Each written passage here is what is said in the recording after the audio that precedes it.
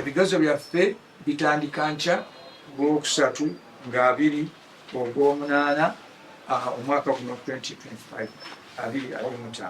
Olulimi Olwarabu bagenda tukola ku makya ate olweggulo bakole tarbiya Islam. Olunaku olwokubiri olwokuna bajja kukola ku makya bagenda kukola Quran n'amateeka gaayo, ate olweggulo oba bakole kye tuyita fiqhi y'amateeka ga Obusiraamu. Amasomero agali agewandiisa gonna awamu agagenda okukola ebigezo gali amasomero 437. Centers zetugenda okuweerezaamu abaana abaffe mwe bagenda okukolera ziri 308 era nga zeeyongedde olw'okuba nti n'ennamba y'abaana yeeyongedde. Abayizi abagenda okutula P7 omwaka guno bali 877 nga kweyongeddeko kumpi abayizi 1,300.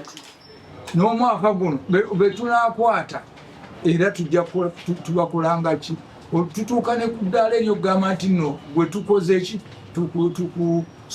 tukusazizzaamu ne tukyali memba waffe essomero tulisazizzaamu n'abasomesa bo era netubawandiikako amabaluwa nga buli gye bagenda nga tubaga nti abantu abo babbi ba bigezo.